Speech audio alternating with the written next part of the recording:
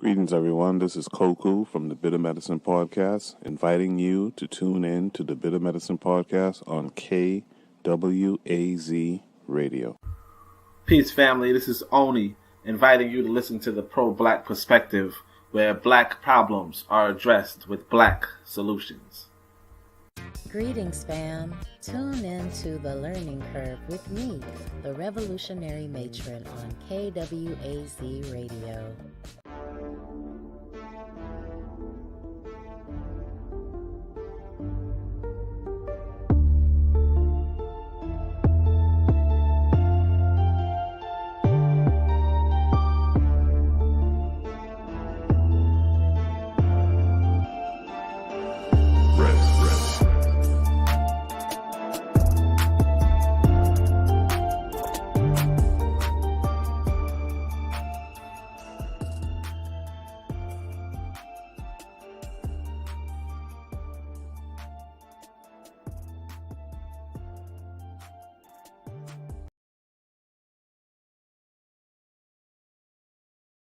Here we go. Welcome to our 17th episode of our interview segment of the Harsh Reality Podcast. Let me make sure we're not muted here. Well, in this segment, we're going to bring on professionals, influencers, scholars, and any knowledgeable, interested individual to tell their own story and also hear their unique takes on the news of the day. And personally, I think it's more beneficial and insightful for the listener to hear a person's perspective rather than a traditional question and answer format. So before we begin, though, I got to shout out my KWAZ radio family. Y'all seen in the intro. Make sure y'all subscribe to the Bitter Medicine Podcast, hosted by Koku. The Pro-Black Perspective, hosted by Oni Tase. The Learning Curve, hosted by the Revolutionary Matron. We got Forecast Radio, Brother Bakari, and we got the African Mind, hosted by Tanzan. We got a couple more people, too. Make sure y'all go to KWAZ, the YouTube channel, and we got everybody listed at the bottom. Check us out. Make sure y'all support black businesses. And lastly, the podcast is now on Patreon, so please donate. And of course, all proceeds go to upgrading the show and providing the best content we can for our loyal listeners. Also, for those looking to reach out to the show, feel free to drop an email at theharshrealitypod@gmail.com. Now, without further ado, let's get to our guests. Let me bring them on real quick. There you go. Yo. Flesh. So my guest today is the intelligent brother who's a musician, an artist, and what I consider a righteous ambassador of the culture. So I gotta roll out the red carpet for you, brother. We got Ahmaad, aka MAADY. What's good with you, brother? Yo, man, with peace, brother, man. I appreciate you having me on and everything like that, man. Real talk. We honored to have you here, come through. And I kind of want to switch it up, man. We normally dive into the last time I think we did some spiritual topics. We normally have people who talk about a little politics, I like to call them, stuff like that. I'm like, I need some music, yo. We need some hip hop, bro. That's my thing right there. I used to run a little blog site of Hip Hop High Society, which I'm looking to bring back. So I want to get you on. I know you are a musician. You know, I peeped some of your work. You know what I'm saying? I know we took a little bit of a hiatus, but we're going to get into that. Yeah. But let's go into it, man. I want to get this first minute for you to introduce yourself, give a little background information. Maybe if you want to hit people about your upbringing, where you're from. I know y'all hit a New York son. In the that's your interest on music, and I know you're R&B cat, man. So we definitely so I'm gonna leave it to you, man. If you whatever you relevant information you think the audience need, man, it's up to you, bro. Yo, man, peace again. Like, I appreciate you inviting me on and everything like that, brother. You know what I'm saying? I'm Ahmaad, for those that don't know, and everything. R&B, well, I haven't done singing in a while, but you know, that's where a lot of people know my name from. You know, from Fort Greene, Brooklyn. Born and raised New York. You know, Fort Greene Projects to be exact. You know what I mean? I was doing music, started doing music around like 2006. You know, 2007. And I did that for about like until 2014, I want to say. But I've always had made sure to kind of have like some kind of presence online, you know what I mean? So a lot of people know me from the MySpace era and things like that, and then the early days of Twitter and all that kind of stuff like that, man. You know what I mean? So you know, as the years going on, you know, people just my tweets are just wound up popping up on like Instagram and all that kind of stuff I like was about that. to say you Twitter famous, bro. I see you go viral, bro. You know what I Son, mean? and it's crazy because I just like people be like, yo, I'm like, yo, I just be chilling, you know what I'm saying? But like, you know, I just try to just keep things as real as possible, as real and as I try to look at life as logical as possible, you know what I'm saying? Like if it don't make sense, you know what I'm saying, that I say it like, yo, this don't make no sense, man. Like you don't go along with certain things, you know what I'm saying? But yeah, I've been did music for about, like I said, about 7-8 years and everything like that. Released about 4 projects and everything, and all like, you know, I took a long break, you know what I'm saying, to just refocus, and you know, it's so much that goes on in life and things like that, you know. So I had different changes, different things like that. So I'm blessed to be here, man. I'm blessed to just to be able to have some type of platform that people like want to just hear the things that I gotta say and things like that. You know what I mean? I try to just keep it as real and as authentic as possible. You know what I'm saying? Word. That's not as common as you think, brother. I know you're being humble right now, but man, being outspoken these days, when we got this cancel culture type mentality out here, yo. And shout out this brother I used to follow. He passed away recently, Cure hip hop. I know you might have heard. Yeah. I heard about I interacted with Q a couple of times on Twitter and things like that. I was very saddened to hear what happened to that brother. He's a very intelligent, a very good brother. You know what I'm saying? Word. But he used to drop bombs, bro, and just be truthful stuff. It don't even be Facts. nothing out the ordinary. And you kind of fit me. To me, you fit in that vein where you gonna drop. You know what I'm saying? I'm gonna drop something truthful, and that resonates with people, man. People don't, they underestimate how being real gets you lots of climb ladders like that, bro. People want to deal with you. People talk to you. People tired of this fake shit. You know what I mean? So when you keep it real, man, and people can, you know, resonate with you, bro, that moves. That's why I'm like, yo, bruh, drops another project. Get out there. You know what I'm saying? You need to parlay that joint. Well, we go get into that. You know what I'm saying? Yeah, man. But I appreciate you coming on, man. And I know the New York influence is big on you. So that's kind of what I wanted to go into first. You know, being a music guy, being, you know, you've seen the industry up close and personal. You see the New York scene, right? I know y'all got the big drill scene right now. You got the cats, Fabio and all them cats, you know, popping right now, bro. So do you see a resurgence in New York hip hop? And is that something, you know, I know it's a little different than what y'all the boom bap era, right? Yeah. So is it authentic New York to you? So what you think about that? Well, I think it's still I still think it. Well, I will say this though. I think Pop Smoke. I will say this. Pop Smoke's death, I think, was hurt. You know, I think it really hurt. As far as like the new age and things like that, because I think that brother kind of was able to. He had an old soul. You know what I'm saying? So it was like.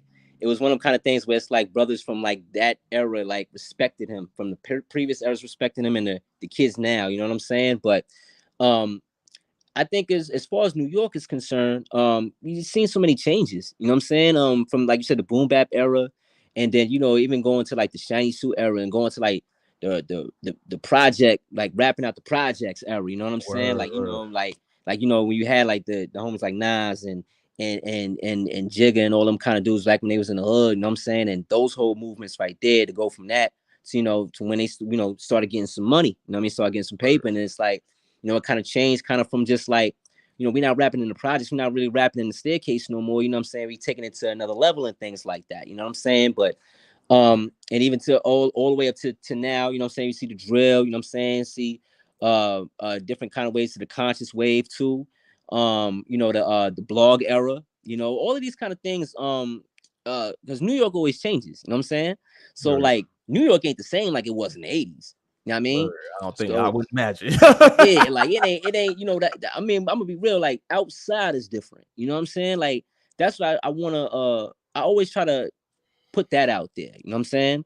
It's like you gotta rap based on, you know, doing music, period, even if you're doing R&B and things like that. It's all based on the experience. It's all based on how the times is, you know what I'm saying? Like before, you know, gentrification did a number on us, you know what I'm saying? And because it changed the dynamics outside, you know what I'm saying? So with that, you know, the music switches up, and you know, the things that people talk about, you know, the thing, you know what I mean? Like then of course the social media and the phones and all that kind of things like that. As far as New York, you know what I'm saying, about a resurgence, I never give up, you know what I'm saying? I always say, even if the drill music is not, because I don't really listen to drill music like that, you know what I'm saying? But I don't hate on them kids, you know, for doing things, you know, to try to find a way out. You know what I'm saying? What I do say is I think that the content and things like that, as far as like the vibe of it and things like that, it can get very like it Dark. can get It's kind of it, yeah, it's too dark for me. You know what I'm saying? very. But like I said, I ain't outside like I was like them kids used to like I ain't outside now. Like how them kids are now. You know what I'm saying? Like how I was before when I was outside, you know what I'm saying, during the 2 for $5 mixtape era. You know what I'm saying? Clue. You know what I'm saying? I mean, but all of that matters. All that's part of the culture. You know what I'm saying? The culture in New York, like the music is like reflective of the culture. You know what I'm saying? And you know, it was really just a different time for the block parties. It was a different time where everybody, you know, people weren't, a lot of people were still alive. A lot of people, you know, didn't move. Gentrification wasn't like picking up like that. You know what I'm saying? So it was just a whole kind of different vibe. It's like I never give up on New York, man. I just think that the people that's in power, like, you know, the radio station, things like that, whatever the case may be, I just think that it's what it'll take is like, I just think it'll take an effort, you know, an effort from the old and the new, you know what I'm saying, the golden era and like this era. It's got to be like a blend. It's got to be like like they have to extend the hand. Like the previous generations got to extend the hand, but it's like, and then like the younger generations, they got to be able to accept the hand. You know what I'm saying? Like, so we can become like one and things like that, rather than saying, oh, this is old and this is trash, or this is young and this is trash. You know what I'm saying? But I think that it's very possible. There's artists that I you know, that I love, you know what I'm saying, that I still think is still doing their thing. Like the Nas album, the Magic album, that album is fire, man. You know what I'm saying? And You he's know what I still mean? doing it at that age. He just had a birthday too. Happy birthday to the Nasir Jones. That's a Still doing fact. it. That's a fact, man. It's 49, son. You know what I'm saying? Like, time is flying, bro. I'm like, oh, this nigga 49, man. Like, I'm saying, like, shit. I'm 33. I'm like, damn. I'm not saying, like, I remember when I was 15, 16, you know what I'm saying? Time be flying, bro. You know what I'm saying? But I mean, a resurgence in New York, I think it all depends on pretty much on how outside is. You know what I'm saying? Like, and like I said, gentrification did a toll, but I still got faith, man. I got faith that the right energy is out. I think I think everything winds up coming back, you know, but we got to get in touch with that essence again, man. You know what I'm saying? Not just even boom bap and all that stuff like that. We just got to get in touch with that essence, bro, as far as like the whole thing, from like the fashion, as far as like the break dance, or even just the dance. We was outside dancing. Even you had the even after the break dance and stuff, you had like the Harlem, you know, the Harlem shaking and word. I remember that, bro.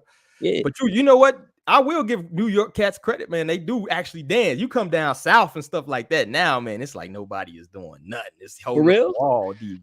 You know what I mean? Like this new generation, man, dancing is like a thing of the past. And that, when I was coming up, like, you won't get no chicks. You ain't dancing, bro. Like, you know what I'm saying? You better do something. You better stand up. You know what I mean? But it's a little different. And just everybody, shout out to everybody in the chat too, man. They dropping comments. If y'all got any questions y'all want to give out, any topic y'all want to hit on, let me know. Shout out to Brother Bakari. Shout out to Lero, one of my co-hosts, talking about why she ain't got no wrench. I just gave you a wrench, bro. You good to go. And shout out to Madam Tick, to good black ass and happy black ass evening to you. You feel me?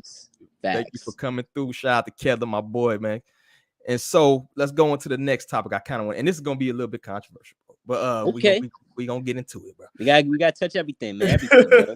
Everything. We just had the recent Puerto Rican Caribbean. Did they have a hand in hip hop's creation debate? Which honestly, I got tired of it. It went on for like 4 weeks, bro. I hate to even bring it back up, but we gonna touch on it, man. So what's your thoughts on that, being that you're in the Mecca, right? You in the boroughs, you know what I'm saying? So what is your thoughts on that? You know, was it even like a legit even question, or was it some divisive stuff, or was it legit? How do you feel about that? And do you think, you know, other people's had a part in the creation of hip hop? Do you think this cap, bro?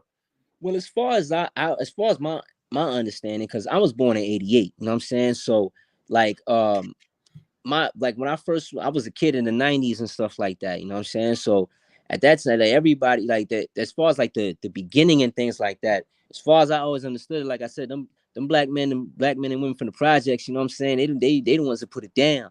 You know what I'm saying? They the ones as far as like they had, you know, there's a poor kids who ain't have nothing, you know what I'm saying? Ain't have nothing and made something out of it, you know what I'm saying?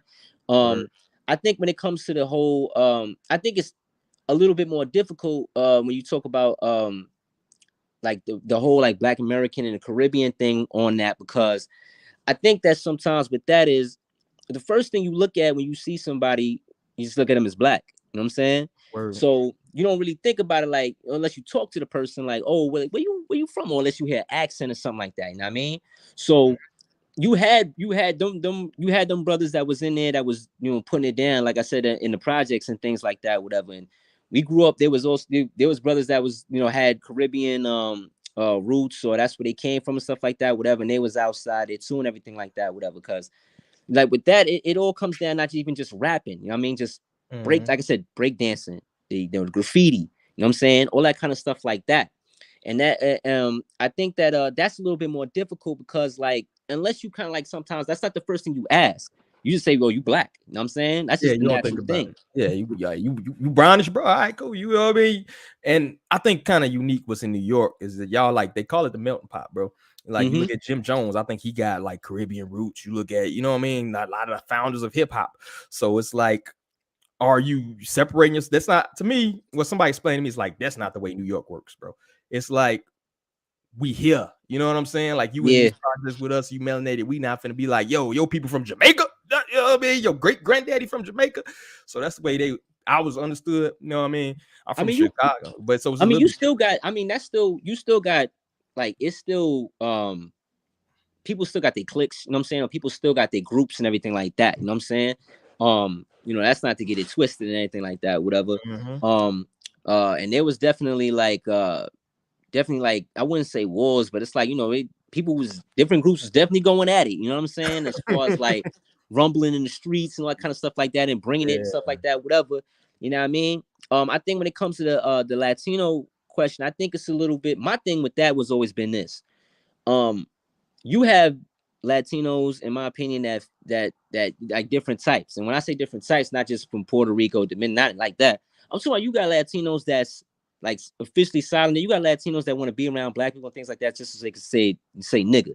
You know what I mean? But when they get around they get around themselves. Oh, no. I'm, you know what I'm saying? Like, no. Like, that's culture. And Nori hit on that too. You know, Nori was talking about that. I seen him on one of his podcasts and he was speaking like, you know, because he black and Puerto Rican. So he both sides, you know what I'm saying? So what he was saying was like, you know, they rumble sometimes and it'd be people asking him, you're like, whoa, why you over there with them? You know what I'm saying? Yeah. So it is a separation even within them groups, you know what I'm saying? So that's the way I understood it, you know what I mean? Yeah, that tribalism and everything like this, everybody got their tribe, you know what I'm saying? And it all depends, like I said, on how you raise, you know what I mean? Like you got the even with the Caribbean, like you had the Jamaicans and Haitians to go at each other, you know what I'm saying? And you got this one and this one to go at each other and shit like this, whatever the case may be. But to be real with you, when niggas is outside, they outside, son. You know what I'm saying? And it's like, yo, we out. It's like we out here and we enjoying this shit for what it is. I think that we got into this point now because of social media. We get to kind of break it down a little bit more into sections.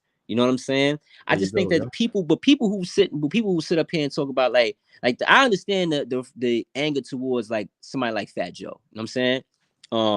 I understand that because it's like granted, like he was, you know, he did his music and things like that, whatever. But it was one of them kind of things where even with him, it's like dude, like, you know, you're real comfortable to talk, like, you know what I mean? You real comfortable when you're talking, you know what I mean? Because niggas look at it like, yo, like you not pun.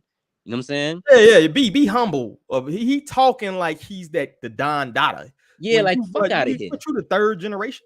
That's what I'm saying. Like it's like pride. Like we don't be jacking that. It's like, yo, you know, you made your contribution as far as, you know, however big or small it is. But like, don't be sitting up here like you not LL. You know what I'm saying? You not Nas. You ain't Jay. You ain't Big. You know what I'm saying? You ain't Kane and none of them dudes. You know what I'm saying? Like, now I mean, he had to get assistance too. Like people don't know, Fat Joe fell off when Pun died. Fat Joe fell off.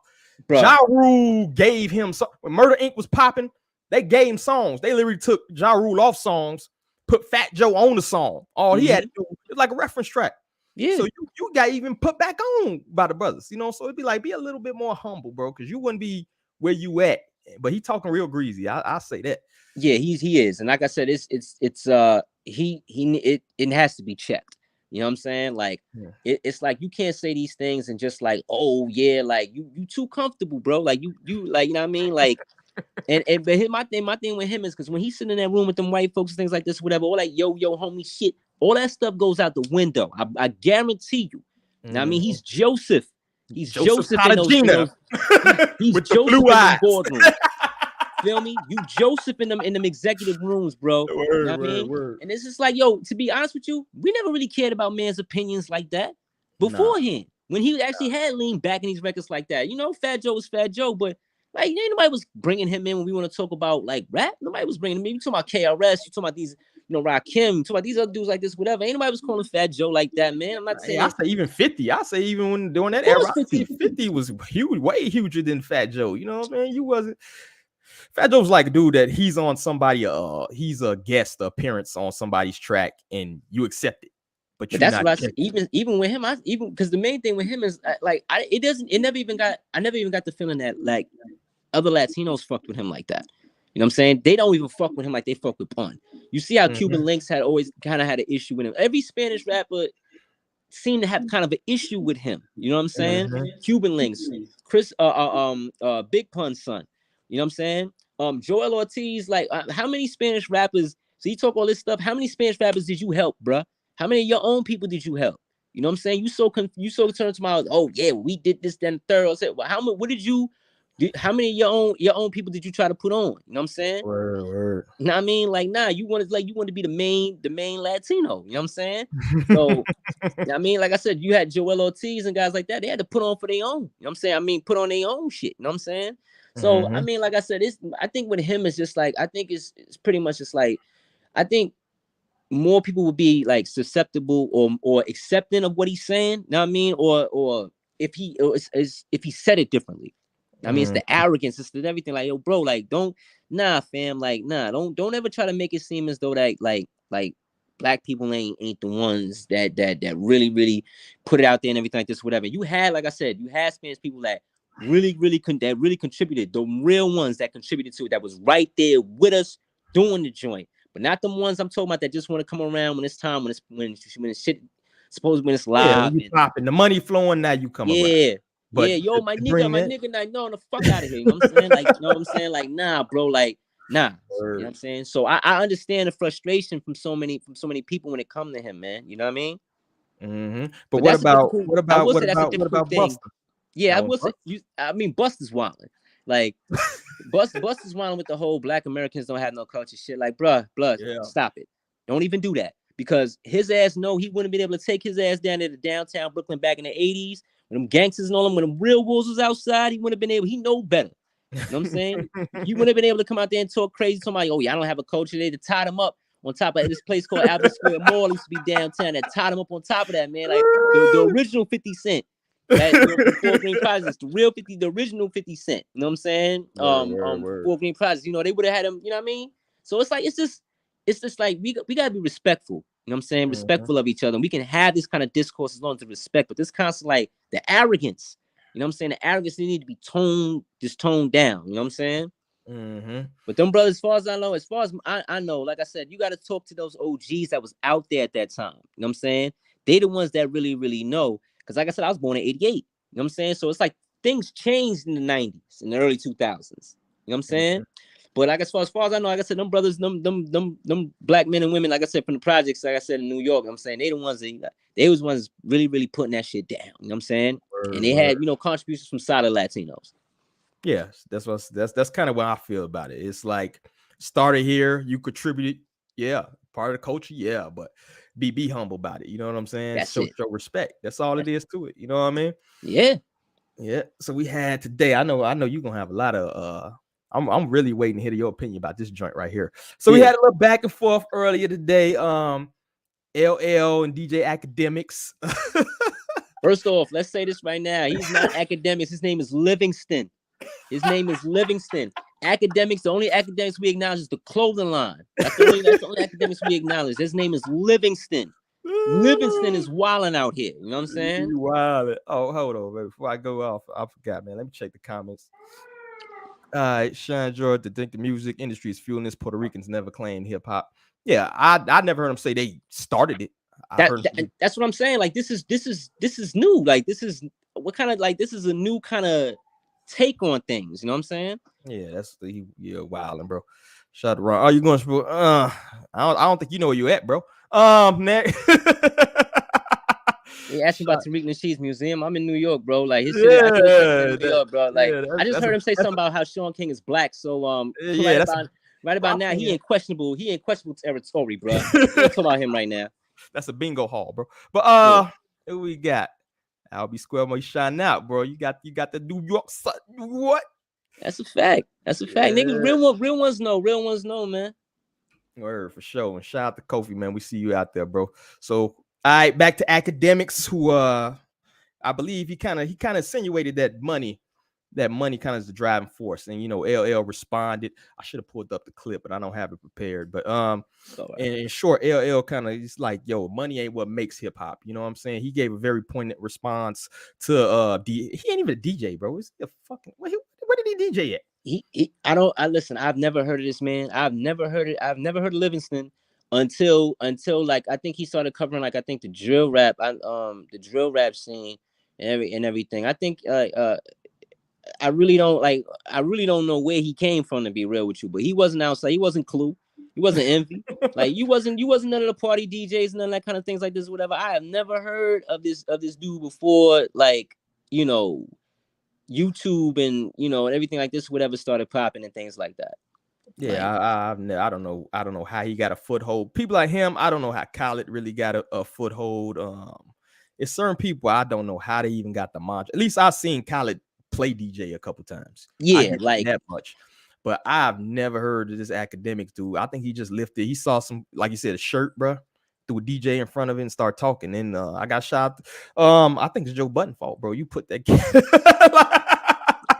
And that's another thing too. You know what I'm saying? That it's a good thing that you mentioned that, because like he when you enable nonsense, you enable nonsense over and over again. You can't be surprised when that nonsense come and bite you in your ass, man. You know what I'm saying?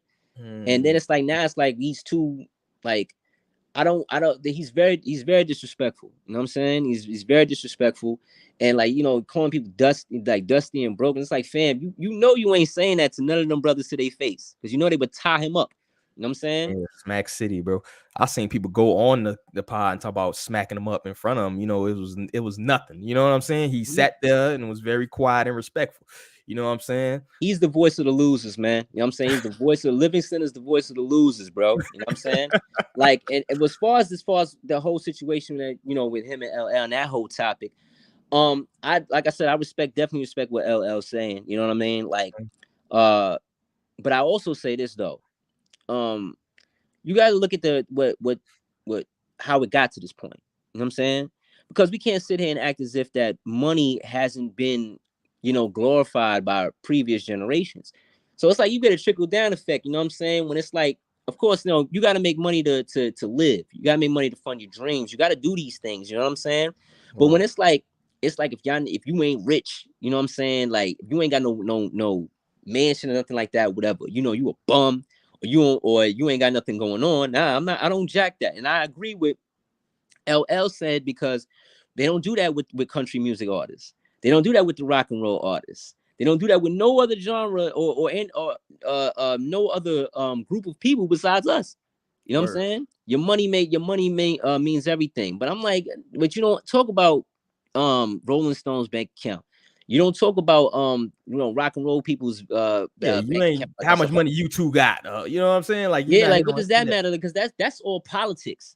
You know what I'm saying? Like music and things like that, whatever, and everything. Like music business is a total different thing than like music creation and creativity and things like that. You know what I mean? Because there's some fire stuff I heard before like that didn't even sell, nothing like that, whatever. And then there's garbage sells too. Yeah. Like people think that's like, like the consumer don't like trash too. Oh, there's plenty of people who like trash out there. It's fast food, bro. There's a lot of fast food. To me, the balance is thrown off. I think that's the biggest thing. Like everything wasn't necessarily when we coming up, when you talking, 90s hip hop or whatever you want to say, Well, everything wasn't great. Everything wasn't positive, but we did have some positives. You know what I'm saying? Like you mentioned KRS-One. You had a KRS-One for every Easy E. You know what I'm saying? It was a balance. Now you're not seeing that balance. Shout out MAADY, bro. I know only what I'm talking about. You don't have that balance no more, right? So yeah, you need balance, man. You need balance, bro. So right now, all you got is trap. And now you have we're gonna hit this later on. Now basically stripper rap and drug music is what's running things now. You feel? Yeah, the stripper rap is I mean, well, I've only been to the strip club like 2-3 times in my life. You know what I'm saying? I never really got the hype of it, you know what I'm saying? So like strip club rap don't do a damn thing for me. I'm like, yo, man, I'm in the crib, you know what I'm saying? I'm somewhere else and things like that, man. Like the strip, like, nah, you know what I'm saying? You missed the early future, bro. I ain't gonna lie, I was up in there. It was lit. Listen, like I was like, I would go to the club or I'll go to the club, go to the spot, things like this, whatever. But the strip club was always like one spot where I was just like, you know what I mean? It was cool, you know what I'm saying? But it was like I can't be here every weekend. I can't. Yeah, you can. People eating up in there. They done got chicken wings. You eating in the strip club. Same. I heard the food's good though. I heard the food's real good there. I've heard. That's what I've heard. I've never. Bro, you better not be eating chicken wings in the strip club, bro. I've heard the wings is good in there though. Dead ass, you know what I'm saying? I never had any, but I never had no stripper chicken. But I never heard them chicken strips. I got some stories I can tell, but I'm gonna tell them off the air. But let's keep it moving. What I wanted to kind of hit on too went in vain of that braggadociousness, right? So now we just recently had the brother PnB Rock, right? Smoke, killed out there in LA, and you know the big thing about it was, you know, this man was icy, you know, you out there with the wolves, the robbers, and things like that. Right. So it's part of this braggadocious lifestyle contributing to like these deaths and stuff like that. I just seen recently, Mayweather, somewhere in some store just counting stacks of money, buying some clothes, right? Buying Versace or something. I was like, bro, you got a car, bro. You a multi-millionaire. Why are you posting a video where we heard the money challenge, people run around with the money in the ear and all this other nonsense, right? To me, that's the dumbest thing in the world, bro. Once you hit a certain amount of wealth, you carry a card, bro. You have an accountant, he balances your books. But you know, now you got people who necessarily don't even have the security that these people can afford trying to do this stuff. But now even the lower tier rappers, and I know PnB Rock's pretty famous. He was a pretty higher tier rapper, I say. But now the notion is that you got stacks on you, you got jewels on you and ice. You may be in that Rolls, it may be rented Rolls Royce, but you in it.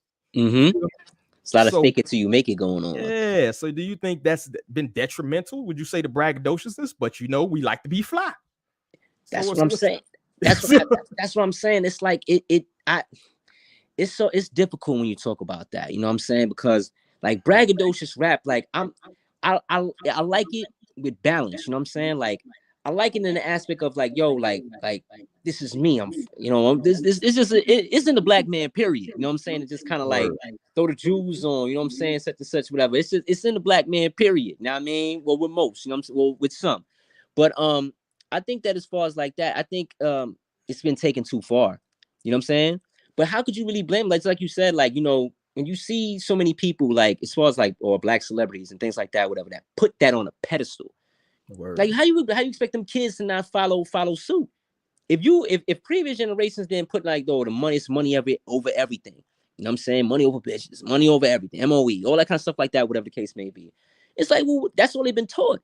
You know what I'm saying? So now it's like, oh, y'all taking it too far. And it's like, yeah, but it's like we didn't, there was no teaching.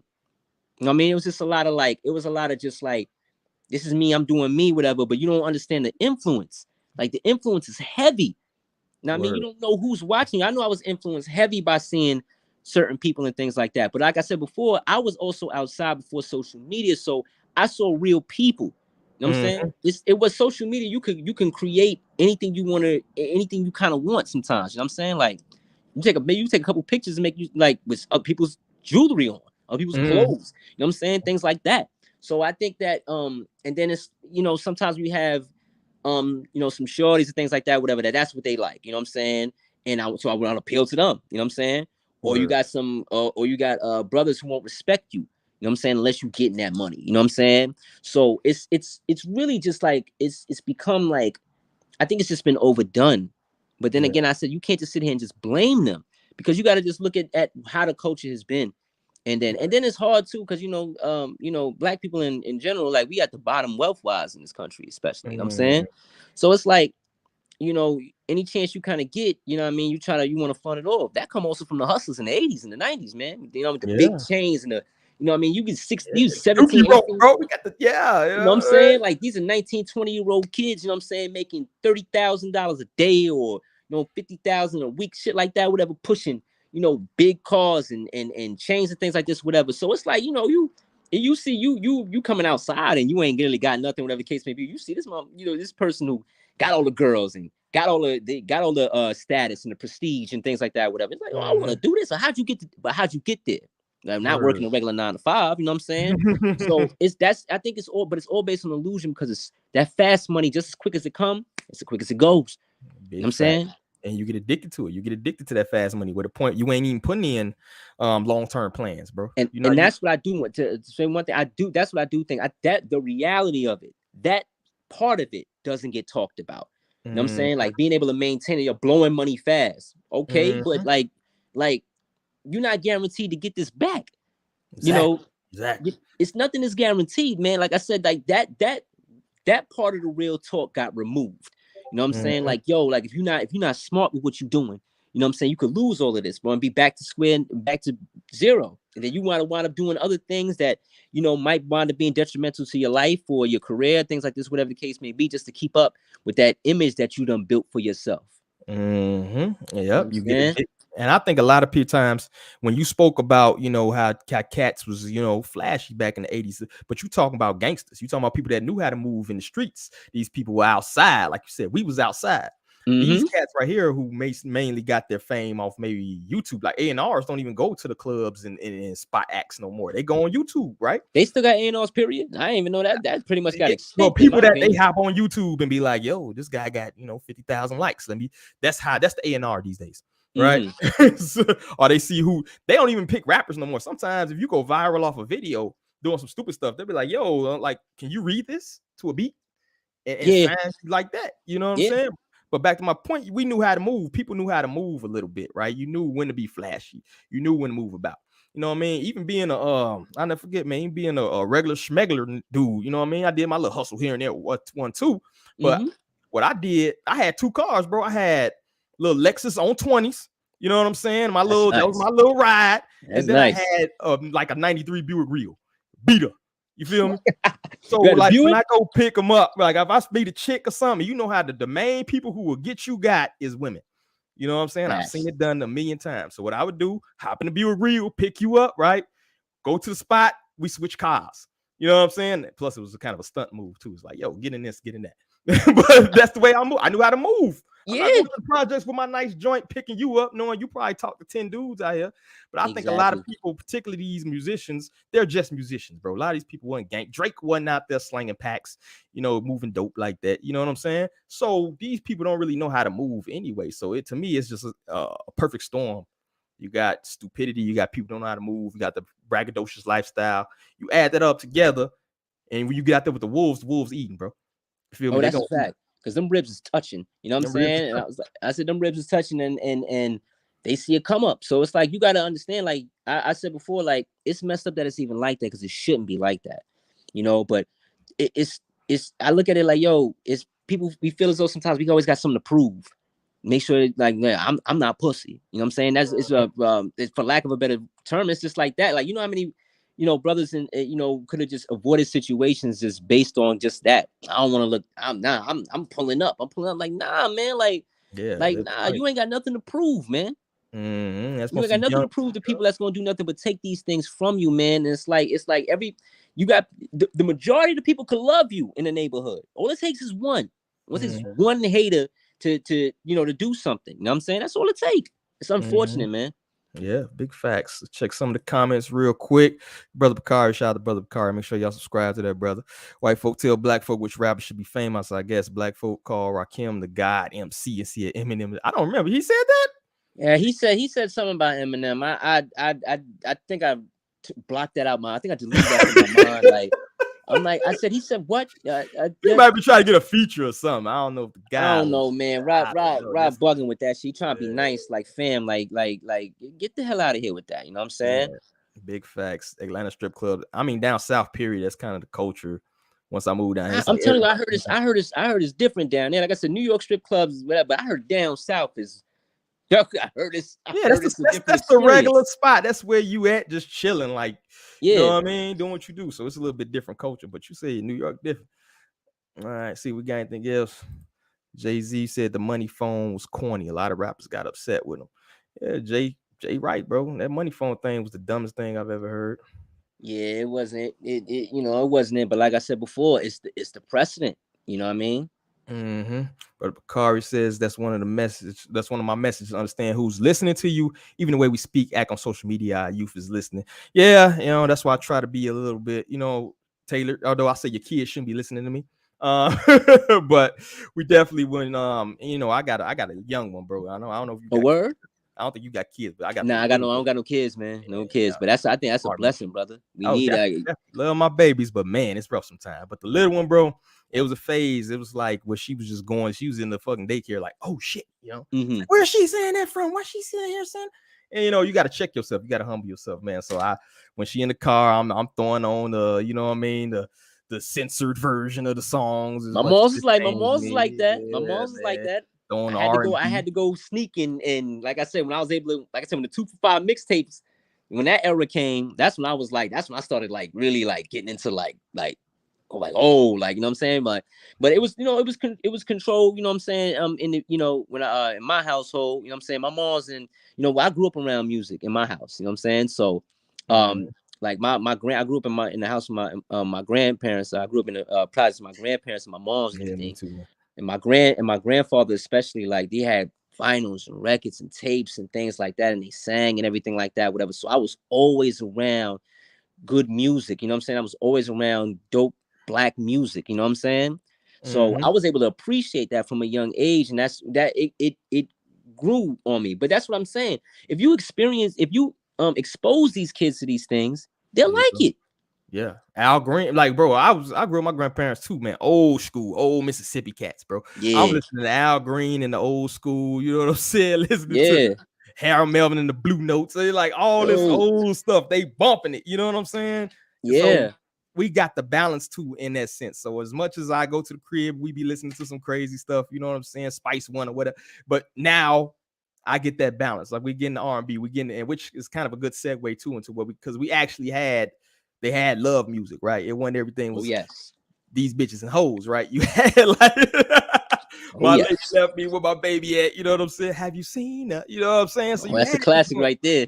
But today it seems like even on the R&B side, everything is still like, what I mean? Like fuck you back to sleep type. It's like, okay, can we get some balance? You know what I'm saying? So to me, do you see like even R&B is off balance, or what you say? And as an R&B cat too, you know what I'm saying? Because I know you got a couple lovey-dovey joints. I heard a couple joints. Yeah, I ain't gonna front, man. I'm a lovey-dovey R&B. You know what I'm saying? and the way I like to do it, my thing has always been sincerity. You know what I'm saying? Like if I'm feeling her, I'm gonna tell her that. Like I'm not gonna be corny about it, you know what I'm saying? I'm like, or act like I don't, nah, like you know what I'm saying? Like I think the genuine, like being real, being genuine. I think so many people are scared of being hurt. You know what I'm saying? Like of being vulnerable and things not being reciprocated or being looked at or as being soft, especially in male R&B. You know what I'm saying? I think women R&B, they could be a lot more free as far as emotionally. You know what I'm saying? But I tell them like, yo, listen, them brothers in the 60s and 70s, they was gangsters, and they was singing like crying, like, you know what I'm saying? You know what I mean? Like, word. I think especially now, I think everybody just wants to see what they could. It's not even, I think it's just a reflection also of the time. You know what I'm saying? Like, I think so many people are just scared to just be vulnerable and be sincere. You know what I'm saying? That's as simple as saying I love you. Like they'll say, well, I fucks with you. And when some people scared to say I love you, you know what I'm saying? and it goes sometimes with experience and things like that, whatever. But I think like as far as with R&B, I just think the sound especially, you know what I mean? I think being able to play instruments and singing, like, you know, the church and things like that, whatever, was a heavy proponent of these things before. You know, people could sing, like really sing, you know what I'm saying, because it had that soul. You felt it, you know what I'm saying, like, and the talent level was different because, you know, there was no technology like that to make things a little easier. You know what I'm saying? Like, you had to be nice. You know what I mean? In the 70s, when like Michael Jackson and these dudes was out, like, these was heavyweight hitters, man. Like, you know, you had to be on point. You know what I'm saying? Cass was doing everything too, dance and everything. You know what I'm saying? Or with no auto tune or nothing, like nothing. just straight 8-minute songs with straight, you know what I'm saying, like with straight instrumentation and things like that. You know what I mean? And you know, in the 70s, where, you know, the coke was different, so, you know, so, you know, that Eddie Levert gonna be Tony the Johnson. That coke was raw back then, so, you know what I'm saying, that's why the disco era was so fire. You know what I'm saying? Like, the disco era, I had mentioned that earlier, how on Twitter earlier, about how disco was just like beautiful genre of music, man. You know what I'm saying? Funk and these things, you know what I'm saying? I think this all made a trickle down effect. You know, we get into this time now, like, you know, in the 90s, especially with the ballads, you know what I'm saying? And you know, you had Jodeci and you know, I'm not gonna bring up, you know, I'm not gonna bring up, you know, the you know what I'm saying? Because that shit, you know what I mean? All that shit go out the window now.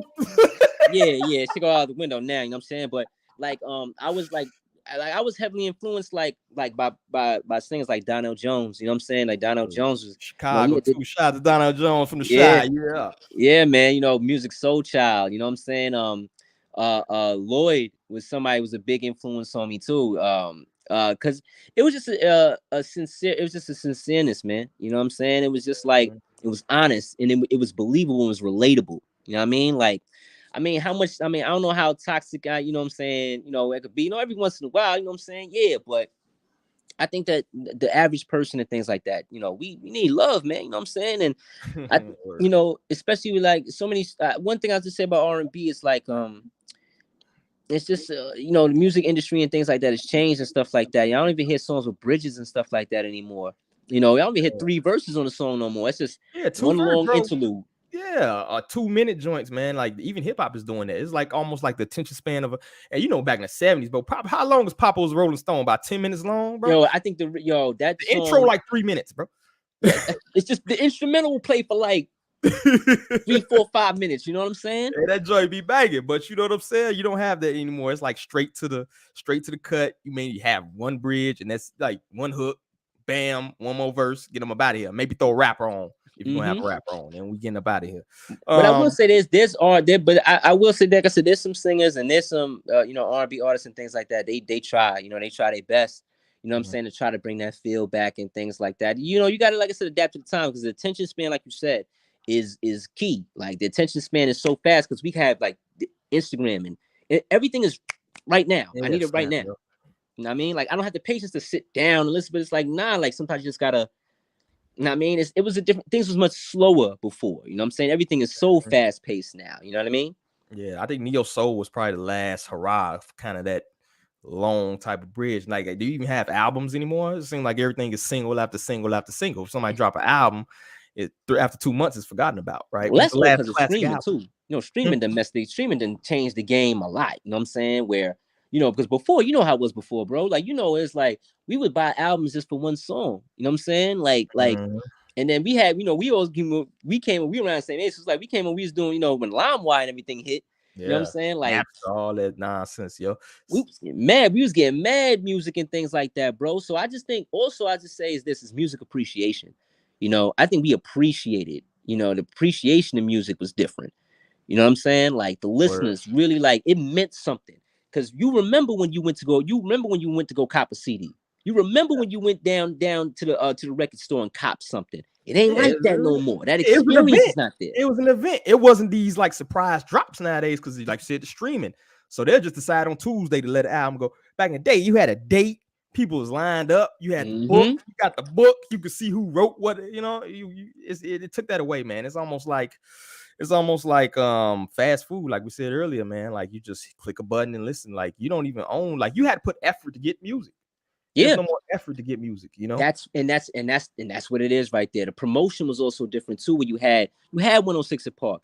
You had artists that would go on like TV shows. You know what I'm saying? You the magazines and everything. And just like I think the appeal, like with social media, it ruined one thing. It did was a gift and a curse because it ruined the allure, the mystique of certain artists. So it makes you so you just get to them now. You know what I'm saying? Yeah, you can hear their thoughts. And then it ain't nothing worse than figuring out your favorite artist is a bird brain, bro. That's what I'm saying. Like, voting for. I don't care. I don't want to hear who you voting for, bro. I don't want to hear. Oh no, they just ruining, bro. Like you got 21. They parading 21 Savage out here for Stacey Abrams this week. It's like, bro, I don't need to hear for this. real. Yeah, 21 dignitary. 21 dignity. 20. Can he even vote?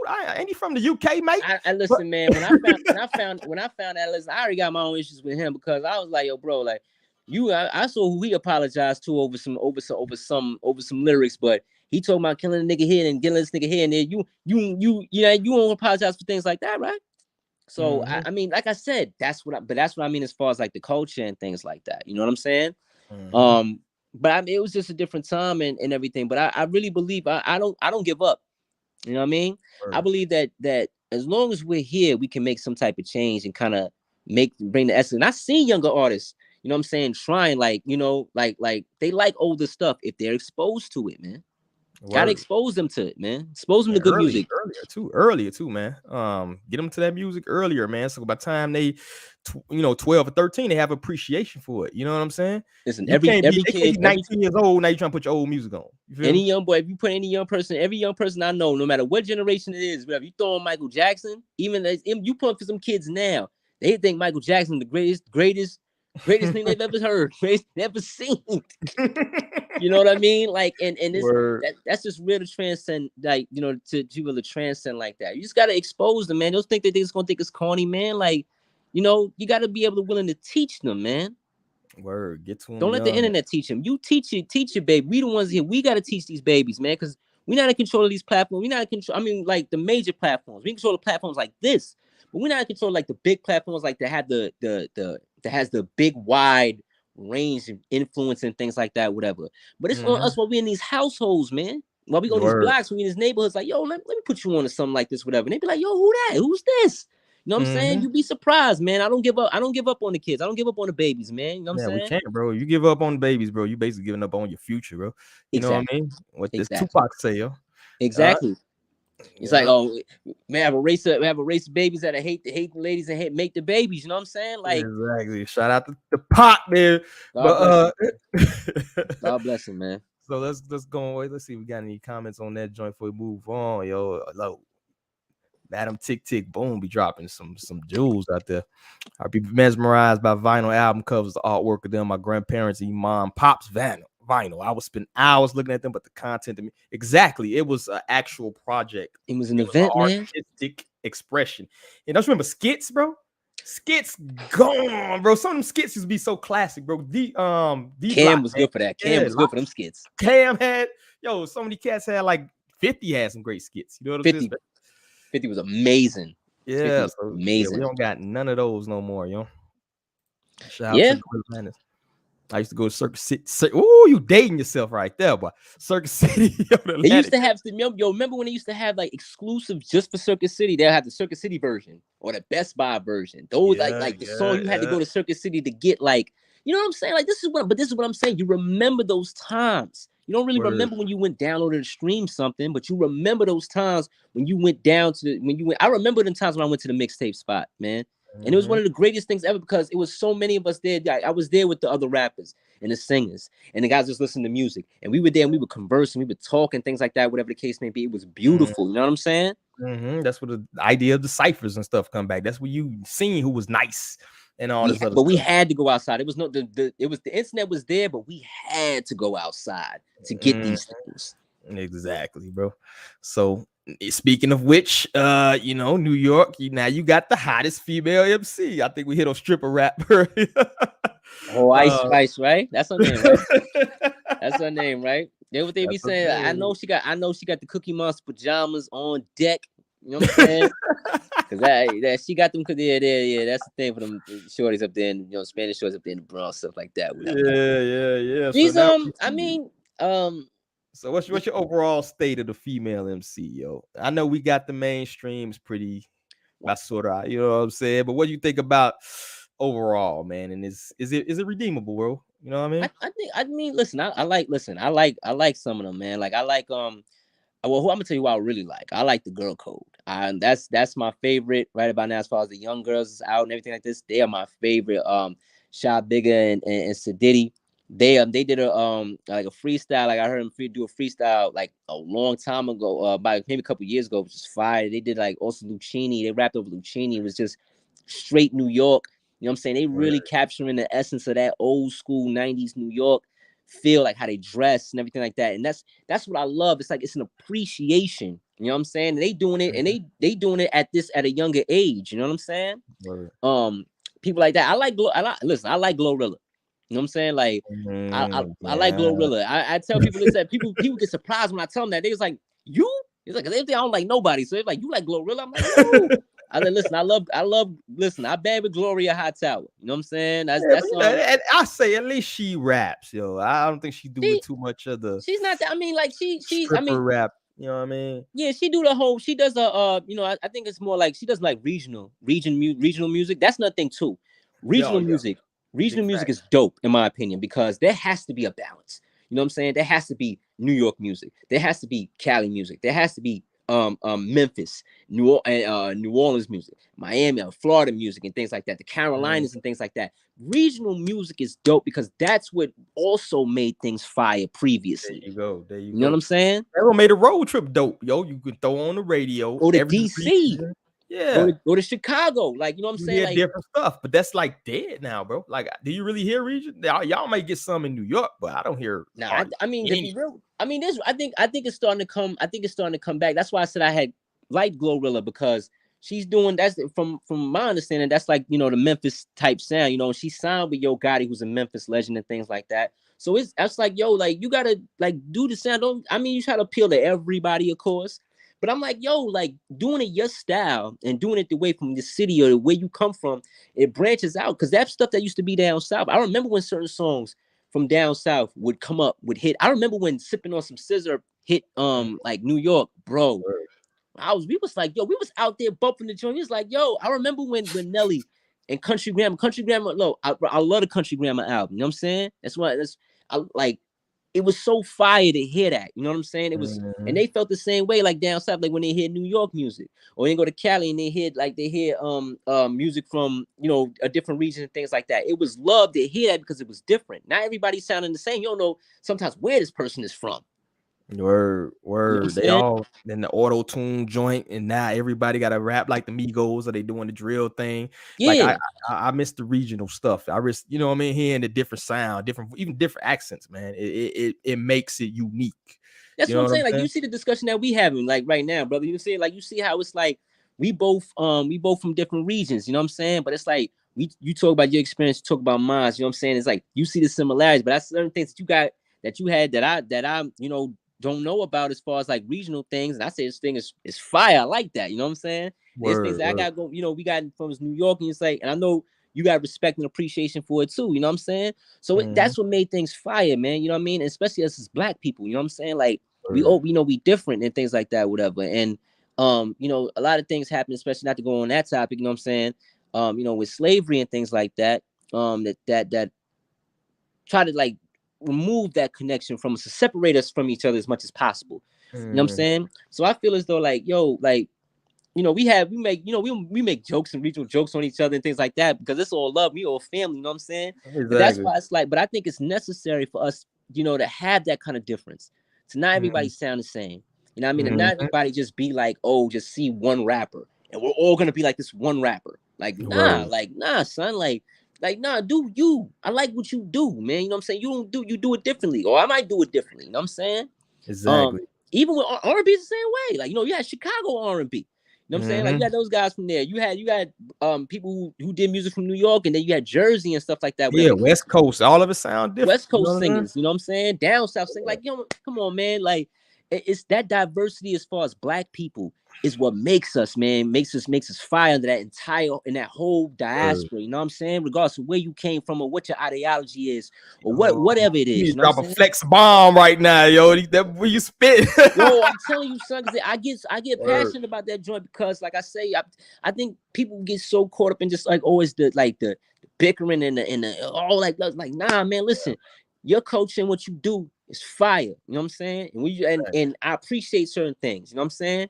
And it teaches me things like that's what I'm saying. Like when certain songs hit certain regions, it's like, oh, that joint is fire. And then it's like, oh, we like a song that might be from down south. Y'all might have heard it like 2-3 months ago.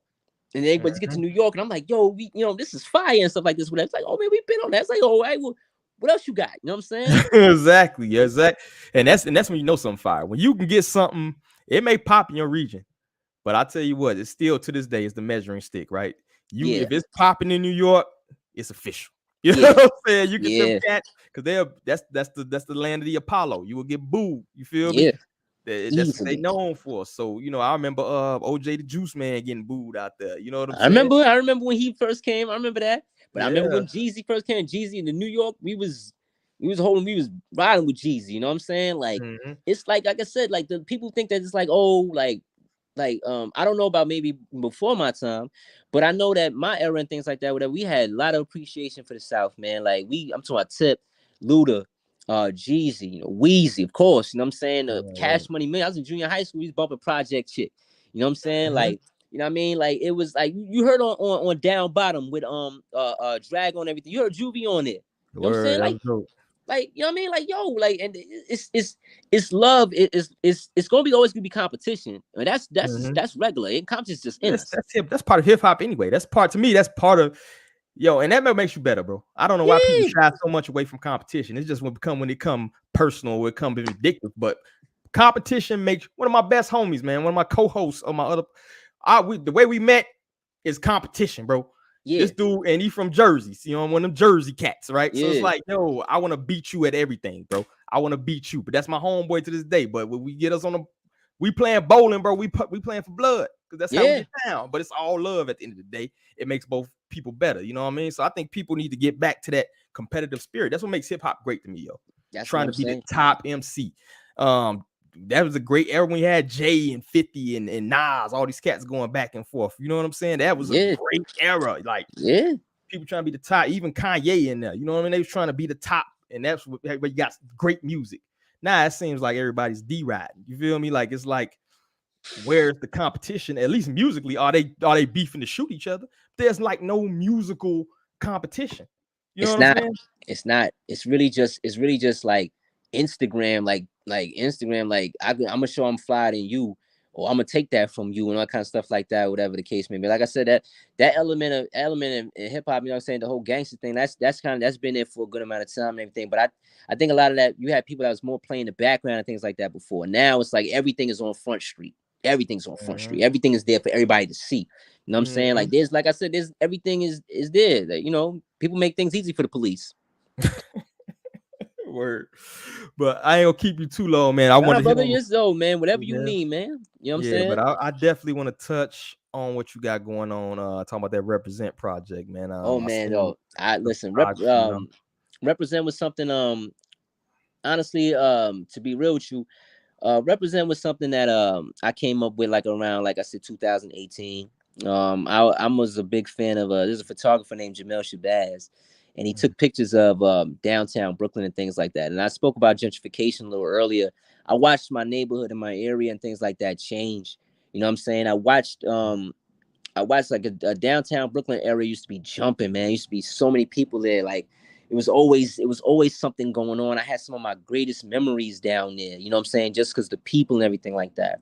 And he had pictures from those eras and things like that. So I was like, I always liked the whole essence of that. I was always a big fan of the 80s and 90s fashion and things like that, whatever, because like I said, I was a kid in the I was a baby in the 80s, a kid in the 90s. So there was things I wish I would have been able to. I wish I was a teenager or full adult during the time. So it's like Represent was my known thing. I also got upset with certain things because about representation. You know what I'm saying? And like who's putting out this representation about us. You know what I'm saying? Of this culture, you realize is white people, or it's people, or it's black people. It's not from the neighborhood. It's not from the hood. You know what I'm saying? It's talk about that's profiting or things like that, whatever from it. So I felt as though I'm like, we are intelligent enough. We're talented enough. You know what I'm saying? We made something out of nothing. You know what I'm saying? If you look at the fashion and things like that, whatever the case may be, them black men and them black men and women from the hood inspired like the whole world. You know what I'm saying? As far as like, you know, dressing, they didn't really have it like that. He was like, we made something out of nothing. You know what I'm saying? So Word. I wound up linking up with a dope photographer named Anthony Gathers, you know what I'm saying, from Bed-Stuy and everything. We had a conversation and things like that. I was like, yo, I'd like to start recreating some of these pictures I've seen, you know what I'm saying? And he was like, yeah, you know, it first started just taking a little couple pictures around my way, you know what I'm saying? And then it went from that and it just kind of grew from that, where I just wanted people, like regular people and things like that, to just like, yo, come take pictures, you know what I'm saying? Word. And just to it's my visions of black people just brought to life, you know what I'm saying? I feel as though that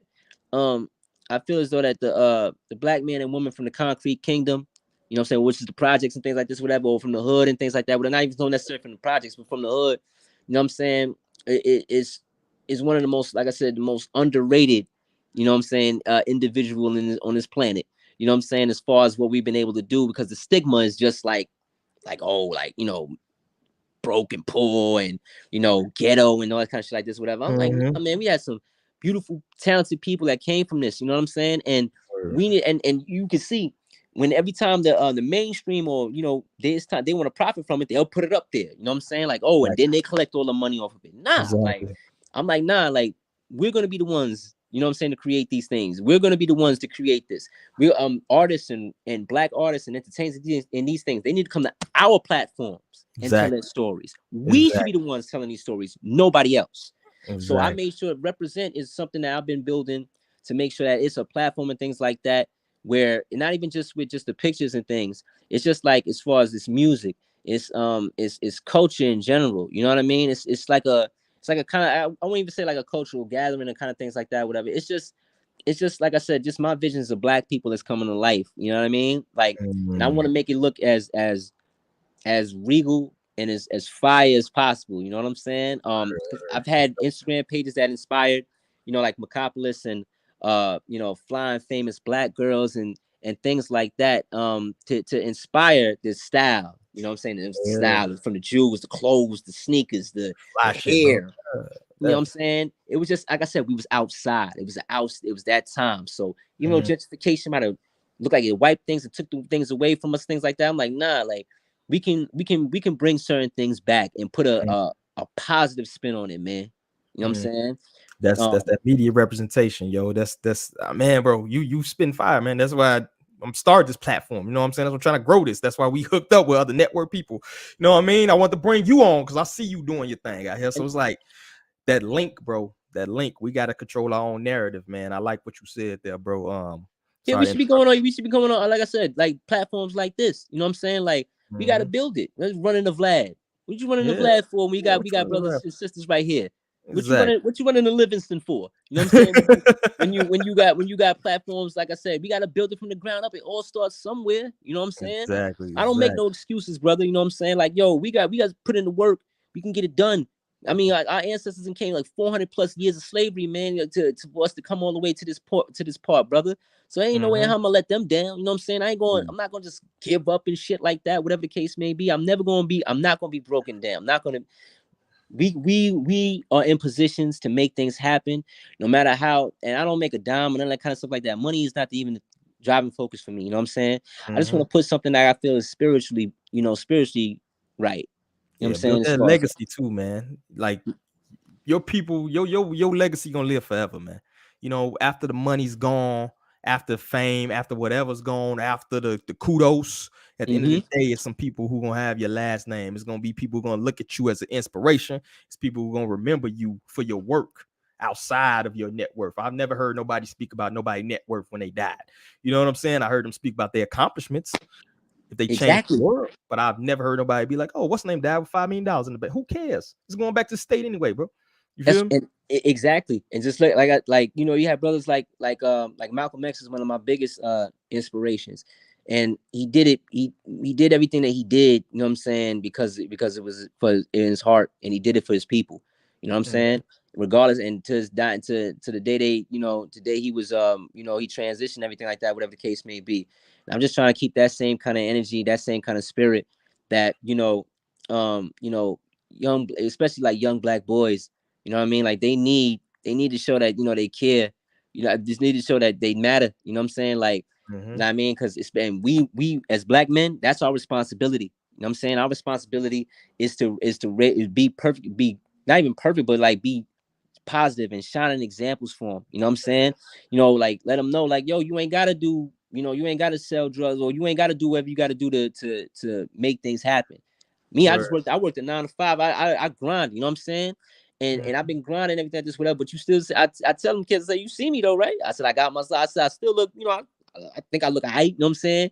You know what I mean? I ain't washed and that kind of stuff like that, whatever the case may be. But they respect, those kids respect when you actually show them something, not even just telling them something. You show them something. Show them something real. And watch how they respond to you, man. You know what I'm saying? So that's my whole thing with represent. You know what I'm saying? Represent is pretty much like if we represent us. You know what I'm saying? We represent we represent the culture. You know what I'm saying? Because it's us. We're the ones putting it out. Nobody's gonna take it from us, brother. We won't let nobody take it from us. Exactly. And to me, like, I'm an 80s baby as well. We up the deck right now, to me. You know what I'm saying? Like we at that precipice where we're at that middle age and 30s, you know what I'm saying? Where we were here before the internet. We was here before the social media, but we also grew up with it. You feel me? So to me, we are like the bridge. And I think it's a priority, yo. We got to be the ones to kind of build that gap, to fill in that gap, or to build up that rapport between the old and the new, and let them know. You know what I'm saying? So to me, like, this may be one of the most important. Maybe I'm overplaying our worth, man, but to me, I think you're not. Most important generations right here, bro. You're not overplaying it. Everything you're saying is all facts. Like, you're not overplaying it in any way, shape, or form. That's real talk. We got to take ourselves that seriously, bro. We have to. You know what I mean? It's like we don't got to be the court jester of the kingdom, man. You know what I'm saying? Like, yo, we reclaim the throne, brother. And we and on the real, you know what I'm saying? Like, yo, like, if I'm not going to sit here and just say these things and just say enlightening and say like real catchy and cool things. Nah, bro. Like, I make sure to live by this, man. You know what I'm saying? I make sure to live as a solid Black man, everything like this, whatever, so I can be a positive, be that inspiration, or even just make sure when it's all said and done for me, you know what I'm saying, that my legacy speak for itself, and that it keeps going on in a positive direction, so that these kids and everybody else, and I'm saying these young Black boys and these young Black girls, they understand, like, you was around solid people. You know what I'm saying? You was around people that really cared about you. You was around people that was willing to put it down and break down all them stereotypes that they put in these televisions and all this kind of propaganda and all this kind of stuff like that. We got to be the ones to do that, brother. It's on us to do what we got to do, bro. Big facts, bro. You got a lot of sound bites from this one podcast. I appreciate it. Yo, brother, listen, man. Anytime, bro. When I mean, like I said, it was nothing. When you reached out to me, man, like I said, I was honored, bro. I was honored that you even asked me, man. Real talk, son.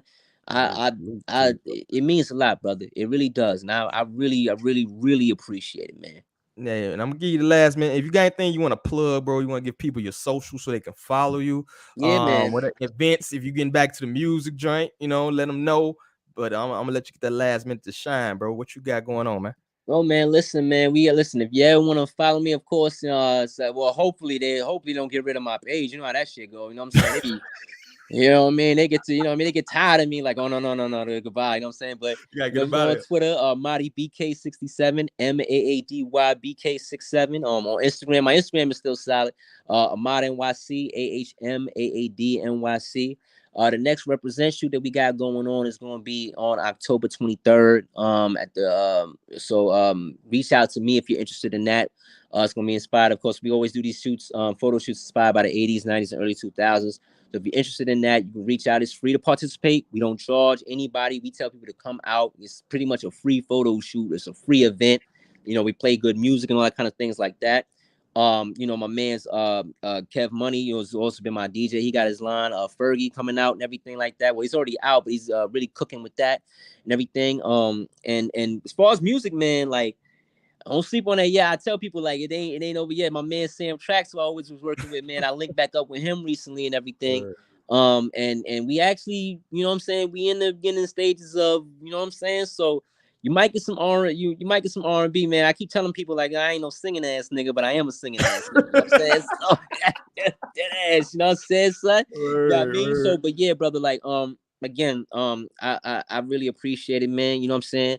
Anytime I tell people, anytime people want to reach out, say what up, I'm one of the coolest people around. People see me, I tell people, like, if you see me in the street, if you know me from online, you see me in the street, yo, say what up, man. Like, I'm really, how I am on social media, bro, is how I am in real life, son. Like it's no facade, it's no joke, it's none of that kind of stuff. People who know me, they always laugh because it's like, yo, he's really like that. You know what I'm saying? So yeah, bro. You know what I mean? So like I said, those are the, you can always hit me up in those things, brother. And anytime you need me to, you know, you want me to talk about anything or any platform, anytime you have anything going on, just feel free to reach out to me, brother, and I got you, man, because this is a great platform. It's dope what you're doing, and I want you to continue what you're doing because brothers like you, that's the real, not Livingston. Not not Vladimir, none of them, like you, Gully TV, all these kind of guys like that. Those y'all are the essence, you know what I'm saying? And I want to, any way that I can help y'all brothers and sisters, I will definitely do that. I'm a soldier in this. I'm a soldier in this fight. You know what I'm saying? I ride. You know what I'm saying? Everything like that for y'all and everybody, and for us. You know what I'm saying? We going when it's all said and done, brother. Trust me. We all gonna find peace, and it's gonna be lit. Trust me, son. For sure. I appreciate that, man. And I'm definitely gonna reach out. I got a project I'm thinking of right now, so I'm gonna definitely tie you down and hit you up, man. Because I got some. I love the hip hop, bro. I used to do my little thing back in the day. I got a couple little grimy. Listen, man. You need a hook, brother, whatever. Just say the word, man. Trust me. I got you, man. And shout out to the chat, man. Shout out to everybody that came through the pro black perspective. Madam Tick Tick Boom. She kept it lively down. Yeah. I appreciate her a lot. And all these good people, all my KWAZ people. If I forgot about you, I definitely saw you, and salute to everybody that was here. And like I say, on behalf of everybody here at the Harsh Reality Podcast, I gotta say peace. Salute to the guests. Till we meet again, bro. Peace, brothers and sisters. Greetings, everyone. This is Koku from the Bitter Medicine Podcast, inviting you to tune in to the Bitter Medicine Podcast on KWAZ Radio. Peace, family. This is Oni, inviting you to listen to the pro-black perspective, where black problems are addressed with black solutions. Greetings, fam. Tune in to The Learning Curve with me, the revolutionary matron on KWAZ Radio.